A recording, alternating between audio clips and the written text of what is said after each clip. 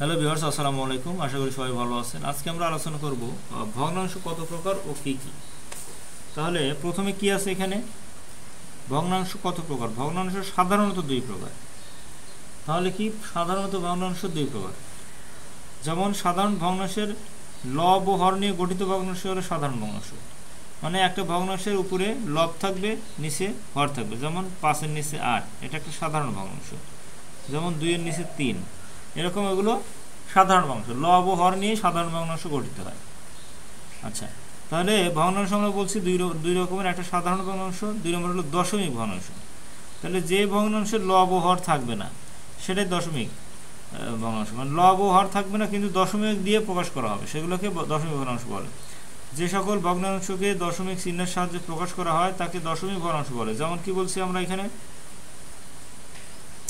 2.5 এখানে পয়েন্ট আছে, এরপর 3.2, 6.9, সেইভাবে দশমিক দিয়ে প্রকাশ করলে এগুলোকে কি দশমিক ভগ্নাংশ বলে।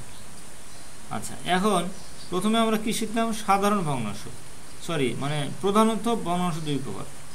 এরপরে কি শিখবো আমরা, ভগ্নাংশের আকৃতি অনুসারে ভগ্নাংশ 3 রকমের। কি রকম অনুসারে? আকৃতি অনুসারে। যেমন সরল ভগ্নাংশ 1 নম্বরে, 2 নম্বরে কি আছে, জটিল ভগ্নাংশ, 3 নম্বর আছে যৌগিক ভগ্নাংশ। সরল ভগ্নাংশ কোনগুলো? এই যেটা আমরা বললাম 5-এর নিচে 8, 2-এর নিচে 3, এগুলোর কি সরল ভগ্নাংশ। যেমন সাধারণ ভগ্নাংশ, সরল ভগ্নাংশ। তাহলে সাধারণ ভগ্নাংশ এবং সরল ভগ্নাংশ কিন্তু সেম। আচ্ছা, যেমন কি 2-এর নিচে 5, 7-এর নিচে 3, এরকম। আচ্ছা, এখন বলা হয়েছে কি, জটিল ভগ্নাংশ। ভগ্নাংশের লব অথবা হর উভয়ই ভগ্নাংশ হয়, তাকে জটিল ভগ্নাংশ বলে। তাহলে জটিল ভগ্নাংশ কোনগুলো? যেটাতে লবও ভগ্নাংশ হবে, হরও ভগ্নাংশ হবে। লবও ভগ্নাংশ, হরও ভগ্নাংশ। যেমন 1-এর নিচে 2, 2-এর নিচে 3, 2-এর নিচে 3, তার নিচে 2, এরকম হলে সেগুলো কি হয়, জটিল ভগ্নাংশ। যেমন লবও ভগ্নাংশ, হরও ভগ্নাংশ। আচ্ছা, তাহলে যদি আমি 1-এর নিচে 2 দিই, তার নিচে আবার 3 দিই, তাহলে এটা কেন, এটা সবগুলো ভগ্নাংশ, কারণ 3 নিচে আবার 1 আছে। আচ্ছা, আবার যদি 4-এর নিচে 5 দেই, এর নিচে 7 দেই, সেটা জটিল ভগ্নাংশ, কারণ এর নিচে আবার 1 আছে। তো এরকম হলে সেটাকে আমরা জটিল ভগ্নাংশ বলবো। যৌগিক ভগ্নাংশ। ভগ্নাংশের ভগ্নাংশকে যৌগিক ভগ্নাংশ বলা হয়। কোনগুলো?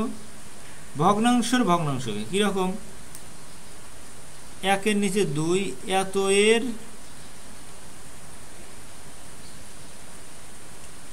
এত অংশ, তাহলে হাফের হাফ অংশ, হাফের হাফ অংশ, এটাকে বলে কি, যৌগিক ভগ্নাংশ। এখানে বলছে হাফের 7/5 অংশ, 2/5-এর 7/11 অংশ, তাহলে এগুলো হলো যৌগিক ভগ্নাংশ। তাহলে কি বলা হয়, সাধারণ ভগ্নাংশ হলো এমন একটি ভগ্নাংশ যা দুটি সংখ্যার অনুপাতে প্রকাশ করে। এই অনুপাতের উপর ভিত্তি করে ভগ্নাংশটি সরলরূপ বের করা হয়। আচ্ছা, ভগ্নাংশ আকৃতি অনুসারে 3 রকমের, সরল ভগ্নাংশ, জটিল ভগ্নাংশ, যৌগিক ভগ্নাংশ। আচ্ছা, এরপর আমরা কি শিখব, প্রকৃতি অনুসারে। প্রকৃতি অনুসারে ভগ্নাংশ কয় প্রকার? প্রকৃতি অনুসারে ভগ্নাংশ হলো কি, প্রকৃত ভগ্নাংশ, অপ্রকৃত ভগ্নাংশ, মিশ্র ভগ্নাংশ। তাহলে কি, প্রকৃত, অপ্রকৃত এবং মিশ্র। তাহলে কি, প্রকৃত ভগ্নাংশ কোনগুলো? যে ভগ্নাংশের লব ও হরের চেয়ে ছোট হয়, যে ভগ্নাংশের লব হরের চেয়ে ছোট হয় সেগুলোকে প্রকৃত ভগ্নাংশ বলে।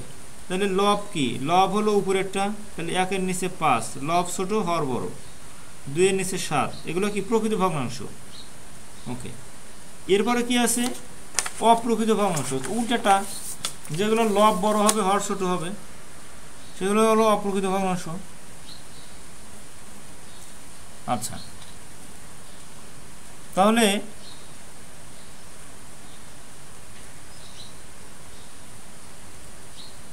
আমরা কি করবো, এখানে অপ্রকৃত ভগ্নাংশ কোনটা সেটা পড়বো।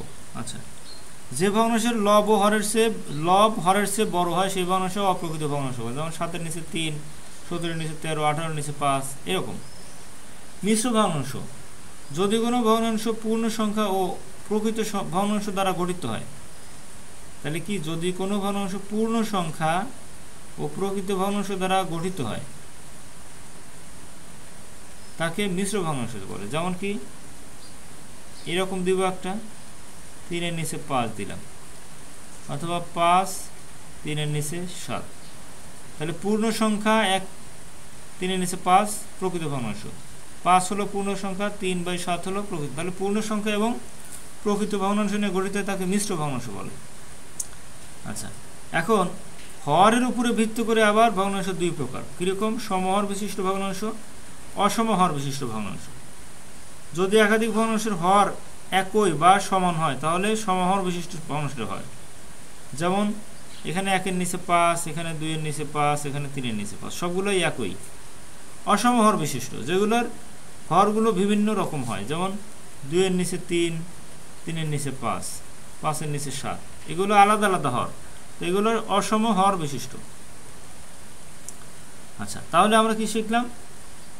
প্রকৃত ভগ্নাংশ, অপ্রকৃত ভগ্নাংশ, মিশ্র ভগ্নাংশ। আচ্ছা, হর অনুসারে দুই রকম, সমহর ও অসমহর বিশিষ্ট ভগ্নাংশ। সেই ছিল আজকের ভিডিও। আশা করি ভিডিওটা ভালো লেগেছে।